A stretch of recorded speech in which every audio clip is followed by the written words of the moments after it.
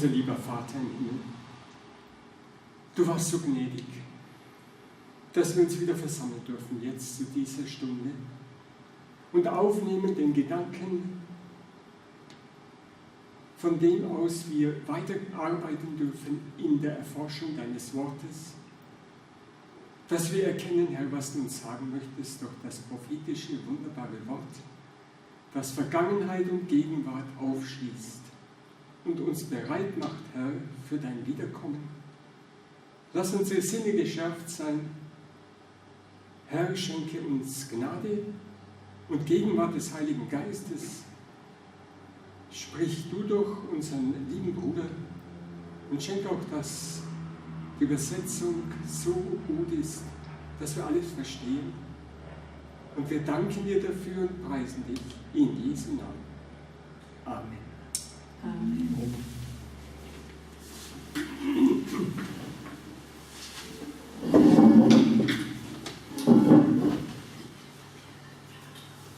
All right, in our last presentation, just to review a little bit. Wir wollen ein klein wenig der letzten Präsentation nochmals überblicken. We were talking about the message that makes the watchman. Wir sprachen über die Botschaft, die einen Wächter ausmacht. We're looking at the story of Ezekiel to identify how a watchman is made. Wir haben durch Ezekiel, den Propheten, erfahren, wie ein Wächter von Gott berufen wird. And Ezekiel was told to eat the book, and therefore he became a watchman.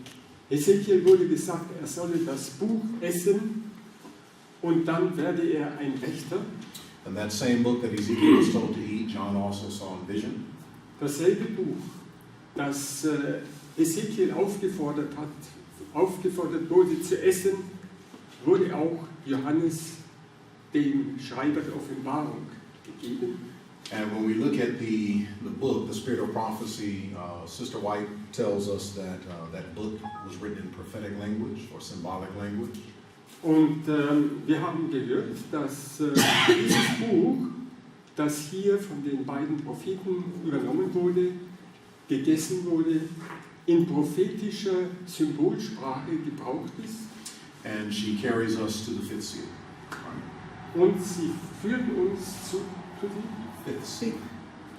zu dem 5. Siegel. Okay. Also der Geisterweissagen. We saw the fifth seal, 1798.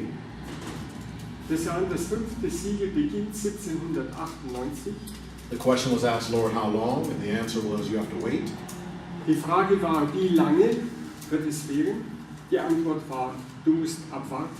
And you had to wait until your fellow servants were also persecuted like you were.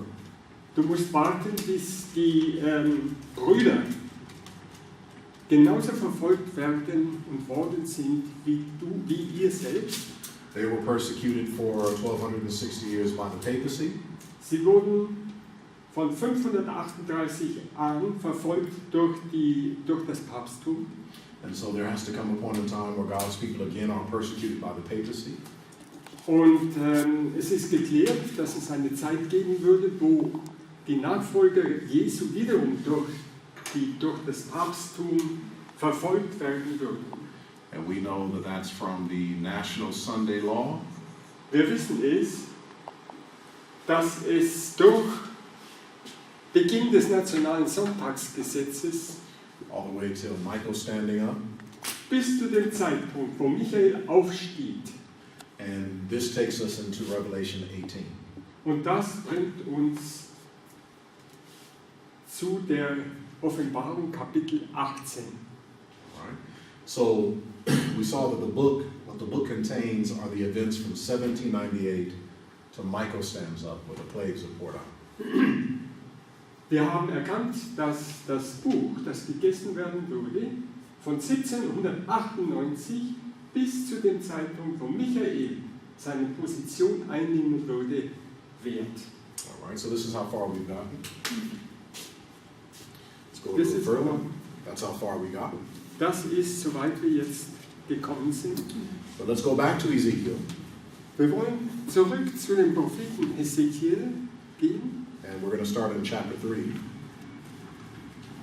und dort Kapitel 3 aufschlagen.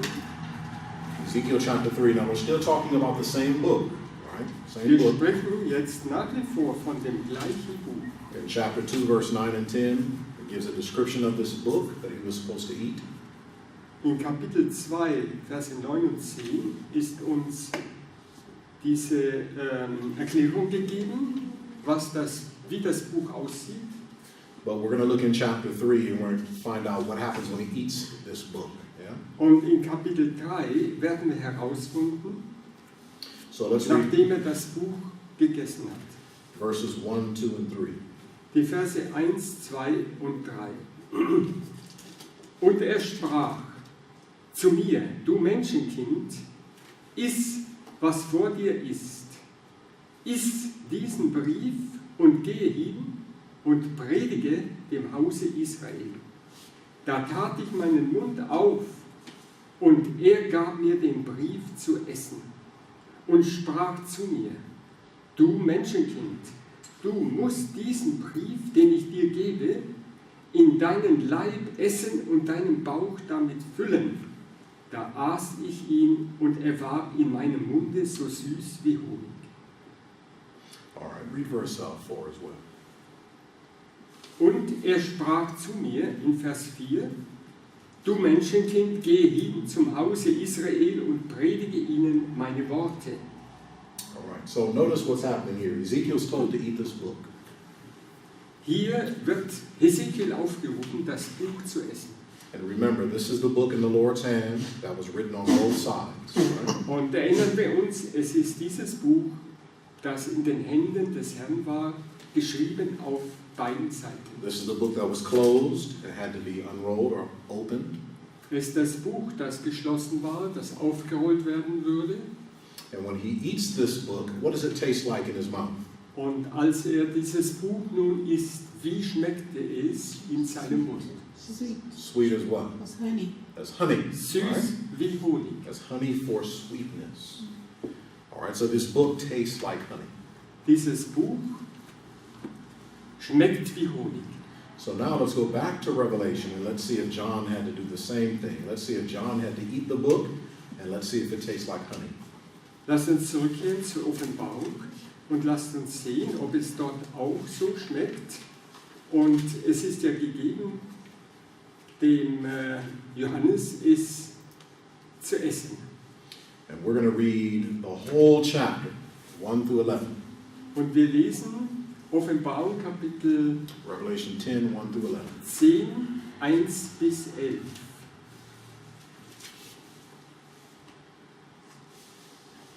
Und ich sah einen anderen starken Engel vom Himmel herabkommen, der war mit einer Wolke bekleidet und ein Regenbogen auf seinem Haupt und sein Antlitz wie die Sonne und seine Füße wie Feuersäulen. Und er hatte in seiner Hand ein Büchlein aufgetan und er setzte seinen rechten Fuß auf das Meer und den linken auf die Erde. Und er schrie mit großer Stimme, wie ein Löwe brüllt. Und da er schrie, redeten 7 Donner ihre Stimmen. Und da die 7 Donner ihre Stimmen geredet hatten, wollte ich sie schreiben. Da hörte ich eine Stimme vom Himmel sagen zu mir, versiegle, was die 7 Donner geredet haben. Schreibe es nicht. Und der Engel, den ich sah stehen auf dem Meer und auf der Erde, hob seine Hand auf gen Himmel und schwur bei dem Lebendigen von Ewigkeit zu Ewigkeit, der den Himmel geschaffen hat und was darin ist, und die Erde und was darin ist, und das Meer und was darin ist, dass hinfort keine Zeit mehr sein soll, sondern in den Tagen der Stimme des 7. Engels, wenn er posaunen wird, soll vollendet werden das Geheimnis Gottes, wie er hat verkündigt seinen Knechten, den Propheten. Und ich hörte eine Stimme vom Himmel, abermals mit mir reden und sagen, gehe hin, nimm das offene Büchlein von der Hand des Engels, der auf dem Meer und auf der Erde steht. Und ich ging hin zum Engel und sprach zu ihm, gib mir das Büchlein. Und er sprach zu mir, nimm ihn und verschlinge es. Und es wird dich im Bauch grimmen, aber in deinem Munde wird süß sein wie Honig. Und ich nahm das Büchlein von der Hand des Engels und verschlang es. Und es war süß in meinem Munde wie Honig. Und da ich es gegessen hatte, grimmte mich's im Bauch. Und er sprach zu mir, du musst abermals Weissagen von Völkern und Heiden und Sprachen und vielen Königen. All right, so remember, Ezekiel has to eat this book, and when it was in his mouth, it tastes like honey. Right? Lasst uns erinnern, Hesekiel sollte dieses Buch essen und es schmeckte in seinem Munde wie Honig. And when Ezekiel ate this book, God told him then to go and speak to the people. Und als Hesekiel dieses Buch nimmt und isst, war der Auftrag, Gott wollte durch ihn zum Volk sprechen. Now, John is told to take this book and to eat it as well. Johannes wurde gesagt, nimm dieses Buch und iss es auch. And I want you to understand what book this is, right? Und wir wollen verstehen, welches Buch ist das? Remember in chapter 5 of Revelation, the book was in the hand of God, the right hand of God. Erinnern uns, in Kapitel 5, das Buch lag in der rechten Hand des Herrn. But then that book had to be unsealed by Christ, and he took the book from the Father. Aber dann musste dieses Buch entsiegelt werden durch Christus, der es vom Vater erhalten hat. And in chapter 6 of Revelation, Jesus is unsealing the seals one at a time. Und in Kapitel 6 der Offenbarung entsiegelt Christus die Siegel eines nach dem anderen. You come into chapter 8, and he's opening the final seal. Wir kommen dann zum Kapitel 8 in der Offenbarung und er öffnet das letzte Siegel, the final seal. The final seal, the seventh seal. The seventh seal. Right? When you come to chapter 10, it shows this mighty angel with a book in his hand. Wenn wir zu Kapitel 10 kommen, zeigt es diesen mächtigen Engel mit diesem Buch in seiner Hand. And who is this mighty angel that has a book in his hand? Wer ist dieser mächtige Engel, der das Buch in seiner Hand hält? If all you were doing was reading contextually, Wenn alles, was wir jetzt veranlassen wollten, um das herauszufinden, nur den Kontext vornehmen würden, the last person to have the book in his hand was Christ. das letzte Buch, der letzte Text, der aussagt, war Christus, der das Buch in der Hand hielt. All right, but there's ways we can show that it's Jesus. Es gibt natürlich Wege, die zeigen, dass es Jesus ist. The Bible shows in Revelation chapter 10, verse 1, that there's a rainbow upon his head, his face is as the sun, his feet as pillars of fire. In diesem Kapitel zeigt es uns, dass der Regenbogen ist da und seine Füße sind wie Feuer und seine Hand, ich glaube, ja, Er ist bekleidet mit den Wolken. ja, bekleidet mit den Wolken.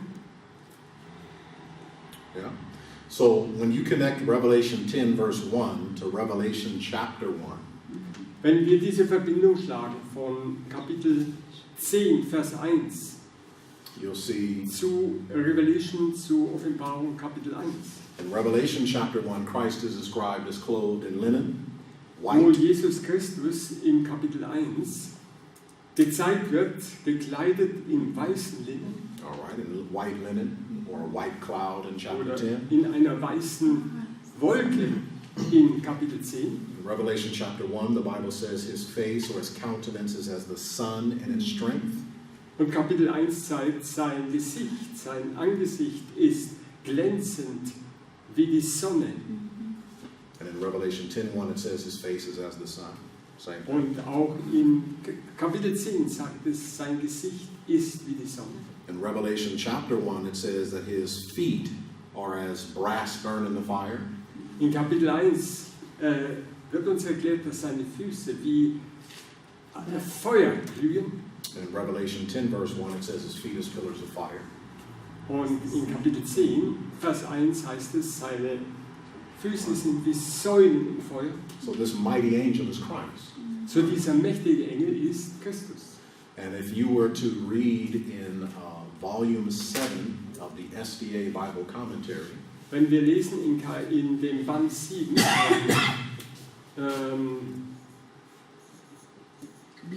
Bibelkommentar, volume 7 of the SDA Bible Commentary, page 971, Band 7, Bibelkommentar, Seite 971, she tells you very clear that this is no less a personage than Jesus Christ. Wird uns ganz deutlich gesagt, dass es Jesus Christus selbst ist. Okay. So Christ has the book in his hand, right? Christus hält das Buch in seiner Hand. And this book is open because he unsealed it. Dieses Buch ist jetzt geöffnet, weil er es entsiegelt hat. And when the book was unsealed, John was told to eat it, just like Ezekiel was told to eat it. Als es entsiegelt wurde, wurde Johannes gesagt, er solle es essen, gleich wie Ezekiel das Gleiche gesagt wurde. When Ezekiel ate this book, it was as honey in his mouth for sweetness. Als Ezekiel dieses Buch gegessen hat oder aß, war es süß in seinem Mund. When John eats this book, it's as honey in his mouth for sweetness. Wenn Johannes es aufnimmt im Mund, ist es süß wie Honig. When Ezekiel ate the book, he was told to go speak to the house of Israel. Als Ezekiel dieses Buch zu essen bekam, war ihm genannt worden, geh zum Hause Israel. And in Revelation 10, verse 11, when John eats the book, he's told to go and prophesy again, go and give a message. Als wir jetzt Johannes sehen und ihm wird das Buch gegeben, wird ihm das Gleiche gesagt, geh und gib diese Botschaft weiter. Now, the book that we saw Ezekiel had to eat, and the book we saw in the book of Revelation chapter 5, Also das Buch, das wir sahen in the book that Ezekiel ate, and the book we das saw, Ezekiel aß and the book we saw in Revelation 5, und das Buch, das wir in Kapitel 5 von Offenbarung took us from 1798 to the standing up of Michael. nimmt uns von 1798 bis dort, wo Michael aufsteht. All right, and so this is the same book that John is eating. We've So, das identified ist that. das gleiche Buch, dasselbe Buch, das Johannes isst. But let's identify 1798 till Michael stands up in Revelation 10. Aber wir wollen jetzt herausfinden, wie Michael aufsteht von 1798 bis zu diesem Zeitpunkt. And the way that we're going to do this is by asking a question. Und wie wir da vorgehen, um das zu klären, ist, indem wir eine Frage stellen And then answering the question. und dann diese Frage beantworten. Why is Jesus described as a mighty angel? Warum wird Christus als ein mächtiger Engel dargestellt? Why didn't it just use the same language elsewhere in the Bible as calling him the lamb that was slain or the lion of Judah or, Christ? Why is he the mighty angel in Revelation 10? Da ist die Frage, warum wird er nicht genannt als das Lamm, das geschlachtet ist? Oder der Löwe von Juda. Warum wird er genannt der mächtige Engel in diesem Zusammenhang? He says because of the message. All right, because of the message, but what message? Die Antwort war wegen der Botschaft. Aber welche Botschaft? He's on the right track. Der Weg ist richtig. His thoughts are good, but we have to, what message and why? Wir müssen herausfinden, welche Botschaft. Soweit ist das in Ordnung. Es ist eine Botschaft. Why is he described as the mighty angel? Warum wird er beschrieben als der mächtige Engel? All right, let's look a little deeper, right? Wir wollen etwas weiter You want to give an schauen. answer? Er war immer Priester im Himmel, no? Aber jetzt wird er ganz andere Rolle haben. Er wird einfach He was our priest, ein our Juez. priest in heaven, but now he's becoming another role. Okay, Er another wird role. Juez, ein Juez. Mit dem Gericht, was the justice. Okay, okay. Es kommt zum Gericht. I don't know. I'm thinking hard. I don't know. Okay, let's not think too hard. The answer is there in the verses. Also, wir finden die Antwort im Vers. Like we were talking about at lunch, we want to go deeper than the surface, Wir right? wollen nicht tiefer gehen. Okay.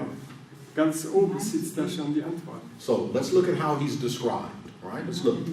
Lass du sehen, wie das beschrieben ist. Lass uns da mal lesen. The Bible shows that he's a mighty angel. He's coming down from heaven, so he's flying in heaven, right? As a mighty angel. Also, die Bibel zeigt uns, es ist ein machtvoller Engel, er kommt vom Himmel, how does he give the message? How does he give the message in verses 1 through 3? How does he give it? Wie gibt er denn diese Botschaft weiter aus den Texten 1 bis 3? I'll let you. He talks with a loud voice. Okay, so he gives a message with a loud voice. Er gibt eine Botschaft mit einer lauten Stimme. So this is Christ, but he's described as an angel, a mighty angel flying in heaven. He's a roaring lion. Oh, Sorry. you have to translate, right? Sorry. Yeah.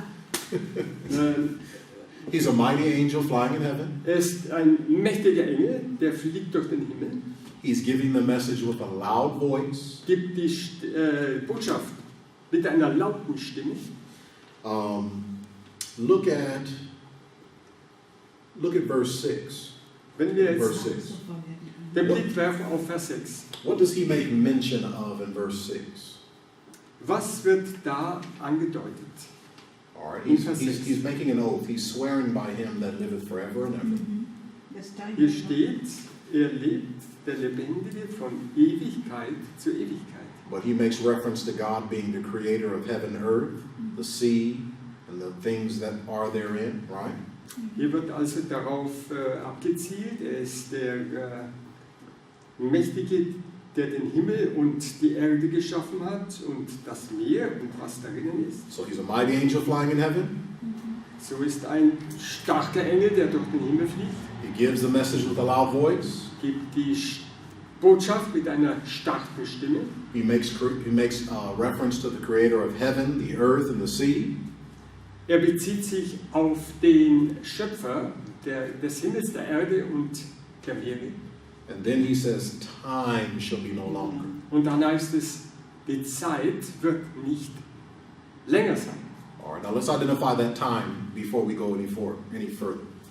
Let's So lasst identify uns the mal time. diese Zeit, define the time. Yes, define what it means, time no longer. Was bedeutet es, keine Zeit mehr? All right, think now. We can say that is somebody who has power over time. Or Okay, I okay. mean, that's my thinking just came now. Yes, but let's think. Go on. What types of time are there? Welche Arten von Zeit finden wir hier? In the Bible, there's literal time, right? Literal time that we live in. Also in der Bibel eine buchstäbliche Zeit, in der wir leben. Prophetic. There's prophetic time. Es gibt eine prophetische Zeit. And then what other type of time does the Bible talk about? Welche Art weiterer Zeit, von der die Bibel spricht? The Gibt appointed es time. Well, the appointed time, right? eine But bestimmte Zeit probationary time, right? und probationary time ist Gnadenzeit. So there's literal time, prophetic time, probationary time. Buchstäbliche Zeit, prophetische Zeit, Gnadenzeit. Okay, so let's identify what time he's speaking about. Jetzt müssen wir herausfinden, von welcher Zeit wird hier gesprochen.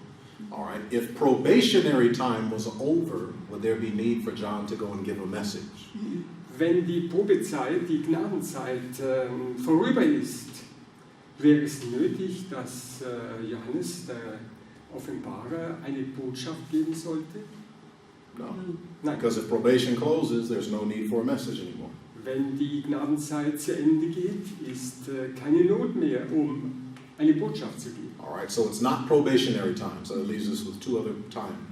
Es kann nicht die Gnadenzeit sein, also sind zwei weitere Möglichkeiten noch offen. Is it literal time? Würde es die buchstäbliche Zeit sein?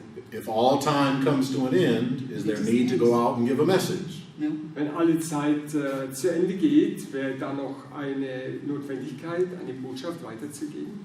No. So that leaves us with one form of time. What time is that? Da ist just eine Zeit noch, die übrig ist. Welche Zeit ist das? Die Prophetic time. prophetische Zeit. Right.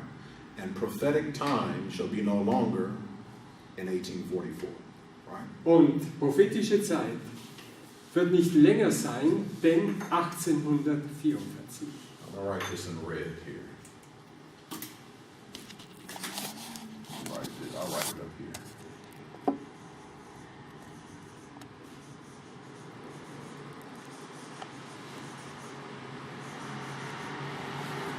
All prophetic time Alle. in 1844. October Alle 22nd, 1844. prophetische Zeit endet 1844. All right. There is no more prophetic time after October 22nd, 1844. Nach 1844 gibt es keine prophetische Zeit mehr. All right. Anybody who preaches time prophecies that take you after 1844, that's fanaticism. Okay? Jeder, der jetzt versucht, noch Zeitweissagungen zu finden, die nach 1844 laufen mögen, ist ein Mann, der ist fanatisch. All right. You with me? Vorgeht, der fanatisch vorgeht. 1844, Jesus says time is no longer. No more prophetic time. 1844 wird uns von Jesus gesagt, gibt es keine prophetische Zeit mehr. Are we all together? Haben wir das verstanden? Yes? All right. Question. Eine Frage. What happened October 22nd, 1844? Was geschah am 22. Oktober 1844? So, 22. disappointment. She said disappointment. Yes. Die Yes. große Enttäuschung. All right. But what happened? Jesus moved. Jesus ist nie gekommen. Jesus Was moved. geschah? Jesus Jesus stond auf. Jesus moved.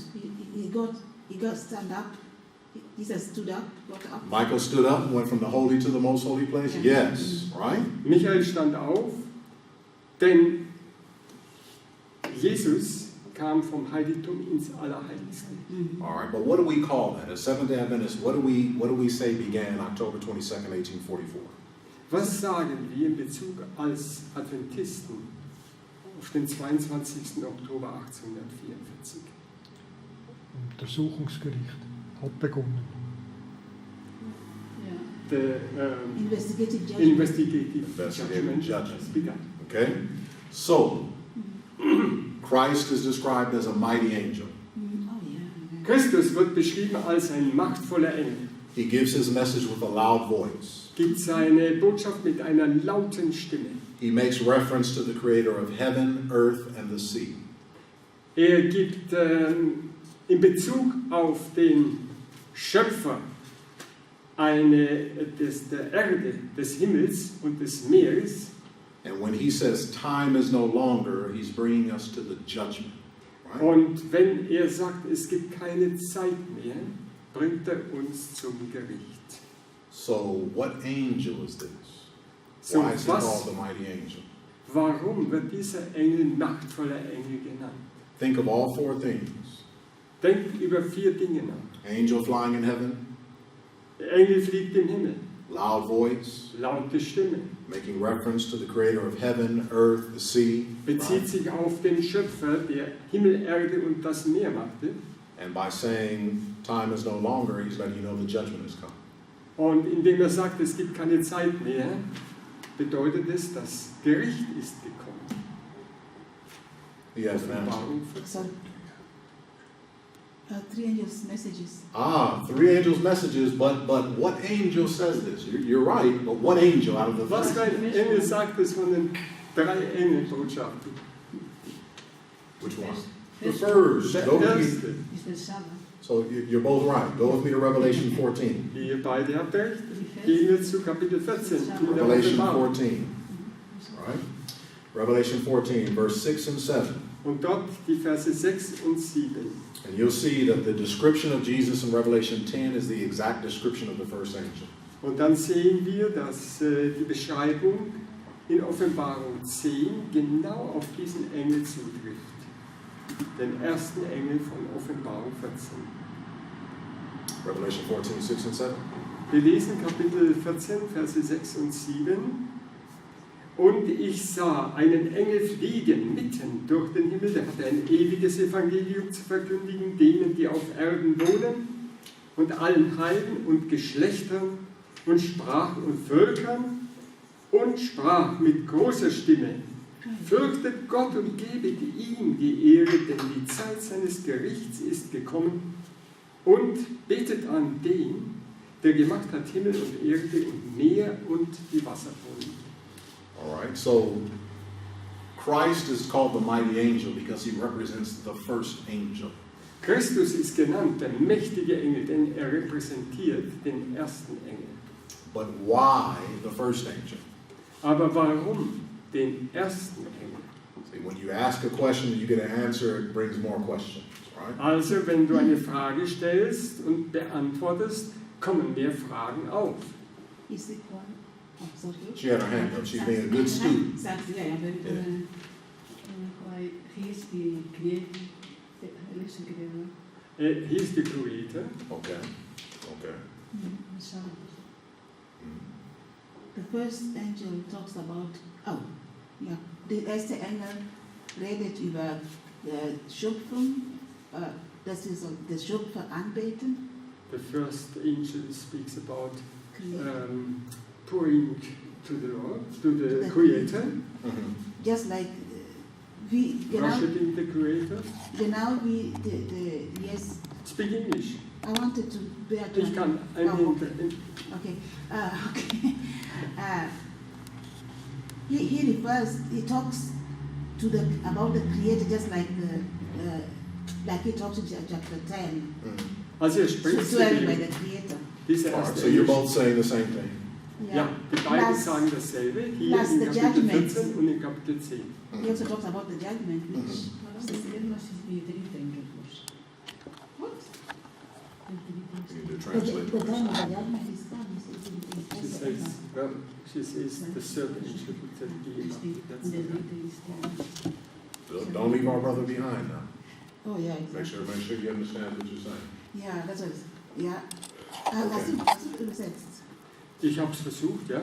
Also hier spricht der Engel in Offenbarung 14 über den Schöpfer, der Himmel und Erde gemacht hat, genauso wie in Offenbarung Kapitel 10, wo ebenfalls vom Schöpfer die Rede ist, der Himmel, Erde und das Meer gemacht hat. All right, so those are all good answers, but that's not the one we're looking for. Ist noch immer nicht die Antwort, auf die wir Let's hear warten. it. All right, so he's described as the first angel for a reason. Wird als der erste Engel für einen ganz bestimmten Grund beschrieben. Because one thing that we as Seventh-day Adventists, many of us don't understand and we forget, is that the first, second, and third angel's message identified time, not just a message. They're time. Wow. They're based on time. Das ist Also was wir als Siebentags-Adventisten wahrscheinlich häufig übersehen oder vergessen ist, dass der erste, zweite und dritte Engel in Bezug auf Zeit, tell it once more, short. The first, second, and third angel's Yes. message is identified time. Diese drei Engelbotschaften identifizieren Zeit. I hear that in the this first capítulo. All right? So, Listen listen up. In Great Controversy, I wrote it on the board for you, Great Controversy 355 to 356. Im großen Kampf, Seiten 355 bis 356, Sister White identifies the time of the first angel. identifiziert der Geist der Weissagung die Zeit der drei Engel. And she shows us the first angel's message enters into history. Sie zeigt uns, dass der erste Engel in der Vergangenheit war, in der Geschichte bereits war. The first angel enters into history in 1798. Die erste Engelsbotschaft endet. Nein, It kommt sie enters dann. history in Fängt 1798. an in history. Starts 1798, beginnt 1798. Yeah, it begins, starts, enters history. Yeah, same. 1798, that's where it begins. Dort, wo es beginnt, 1798. With me? Okay. Now, when Christ says, time shall be no longer, Wenn Christus sagt, es gibt keine Zeit mehr, he identifies the end of time prophecy. identifiziert das Ende der Prophezeiung. And that was the year 1844. Das war das Jahr 1844. But in 1844, Aber 1844, as our brother said, wie unser Bruder bereits bemerkt hat, Michael stood up. stand Michael auf. He stood up and went from the holy to the most holy place. Ging vom Heiligen ins Allerheiligste. So when we look at the stories of Ezekiel and John, Wenn wir also diese Geschichte nochmals genau beachten, von Hesekiel und Johannes den Offenbarer. The first part of the story identified that the message that is in the book is from 1798 to Michael stanza. The The first part of the story, where we describe the book, how it looked and everything, and what Sister White says it contained, yes. and what the Bible shows, was from 1798 to Michael stanza. Das erste Buch zeigt uns diesen Inhalt von 1798 bis 1844, wo Michael aufsteht. Now, when we look closer at the story, and we talk about how the book tasted like honey, Wenn wir näher an diese Geschichte gehen, wo das Buch wie Honig so süß schmeckt, it carries us to Revelation 10. bringt uns zu Offenbarung Kapitel 10. And in Revelation 10, there's more of the story to identify what's in the book. Und Kapitel 10 zeigt uns mehr in Bezug, was identifiziert den Inhalt des Buches. By the description of Christ and the work that he does there in chapter 10, Durch die Beschreibung Christi und das Werk, das tut in Kapitel 10, the fact that he's identifying himself as the first angel, die Tatsache, dass sich als den ersten Engel hier identifiziert, also identifies the time of 1798. gleichzeitig die Zeit von 1798 klarstellt, identifiziert. And his proclamation that time shall be no longer Und seine Aussage, dass Zeit nicht länger währen würde, brings us to the third angel's message of 1844, where Bring- Michael stood up. bringt uns zu dem vierten Engel, zu dem third angel. dritten Engel Where Michael von stands up. 1844, wo Michael seinen Stand einnimmt Okay. Aufstehen. oder aufsteht. Aha, ist gleich. All right, so there's two ways you can show the message of the book. We just looked at two ways. Also wir sahen jetzt zwei Möglichkeiten, zwei Wege, um die Botschaft dieses Buches zu erkennen. And the second finger Der zweite Engel, der is second the angel. Sonntagsgesetz. Ah, der Sonntagsgesetz. Ist die Schweiz. Would bring the Sunday law. Ja. Die- Second angel's message, which is Babylon is fallen, Ist die, that brings you, that's Sunday law time period. Der Right? zweite Engel, ja, ja, wo das ist ja, die Schweiz. Babylon gefallen ist, Babylon bringt uns zum Sonntagsgesetz. That's good. I wasn't going to go there, but that's good. Das ist gut. So for the Millerites, it was the time of the end, 1798 to 1844. Für die Milleriten von 1798 bis 1844. For our day, I'm not going to give you the date yet, but there's the time of the end till Michael stands up. It's a parallel history. Es gibt eine Parallelhistorie als Geschichte für unsere Zeit. Wir nennen jetzt den Zeitpunkt nicht oder gehen jetzt erst dann darauf ein. The Sunday law in our day would be the fall of Babylon. Yes, second angel. Das Sonntagsgesetz für in unseren Tagen wird das sein, was als gefallen ist, Babylon ausgerufen wurde. You good? All right. So that's two stories, two ways to look at 1798 till Michael stands up. Also zwei Geschichten, zwei Wege dorthin, wo wir erfahren, dass Michael aufsteht. All right, now is everybody's mind okay? We're all clear? I know it's after lunch and I don't know how that can be. Are we okay? Können wir uns I'm okay because I read it before. völlig darauf jetzt einstellen? It's okay. Can we go a little further or you want to take a break now? No, no, Sollen wir ein bisschen weitermachen? I'm Oder? not going to just go on. Let's go on, Dann gehen wir For what weiter. you was things, kann er weitermachen? Ja. because we've gone about 50 minutes now. Ja, we make the last. Wir haben noch 50 Minuten. 15 15 minutes? minutes. Well, it'd be good to stop here then, because I know where we're going. I don't want to Uh-huh. stop in the middle of it. Okay. So are we doing one more after this? Yes. So let's take a 10-minute break Mhm. and then we'll start again. Sollen wir 10 jetzt Minuten ist Pause. kurze Pause machen und How much of a break do you need? Wie viele Minuten brauchen wir für Pause? 10 Minuten. 10 minutes, ja. Ja, machen wir Okay, 10 Minuten. so we'll stop here. Ja. We'll stop here Mhm. and then we'll pick up here and finish the last two parts. Wir werden also hier This year. Yeah, that's Kurze good time. Unterbrechung Then we machen can drive to the. mit den beiden. Okay. When everybody understands the first two parts, any questions at all? Gibt es Fragen? Any questions? Let's take the last 10 minutes in questions. That's fine. Yes. Lasst uns Fragen ruhig jetzt stellen.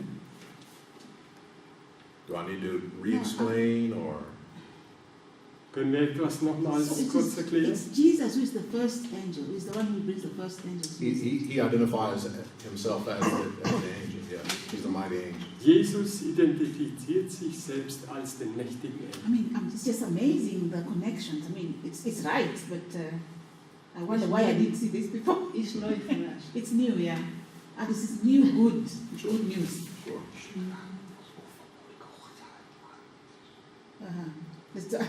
Du kannst fragen, wow. Okay, he's asking that is he also the same angel of Revelation 18? Yes. Ist er derselbe Engel von Is Aaron? Offenbarung Kapitel 18? Ja. Du bist los. Du bist Aaron. We read this here is something In our next presentation, yeah, in the next I'll give you some statements where Sister One identifies the first angel as the angel that lightens the earth with his glory. So therefore that will be the same as Revelation 18, which is Christ. Wenn wir kommen zurück, wird uns Zitate zeigen, wo Ellen White sagt, dass die erste Engel, der die ganze Erde mit seiner Herrlichkeit beleuchtet, ist die gleiche, ist Jesus Engel Christ. Offenbarung 18. Ja, so ja, genau, der gleiche mit der 18 und das ist Jesus. You can even without the spirit of prophecy, you can show that from the Bible. Absolut, ja. Du kannst das sogar ohne Geist der Weissagung durch die Bibel lösen und erkennen. So if you're teaching non-Adventists and you want to show them the same thing, you can show them from the Bible, no problem. Okay, thanks. Yeah, but tell them good observation. Yes, sehr gute Beobachtung, du hast gut beobachtet. All right. So let's go ahead and pray, and we'll Lasst take a break. uns beten.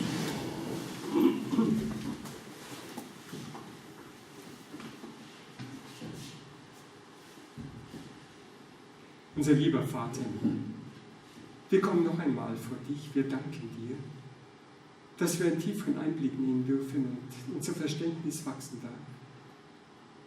Über das, was du vorhergesagt hast und wie du diese Zeit ab 1844 uns vor Augen stellst in seiner ganzen Bedeutung, wo auch wiederum der Ruf an uns geht, dass wir erkennen sollen, diese Wiederholung, die sich darstellen wird, dessen, was in der Zeit der Milleriten mit den ersten beiden Engelsbotschaften dargestellt ist. Dieser Aufruf erfolgt noch einmal. Und wir wissen, es gibt ab 1844 keine prophetische Zeit mehr.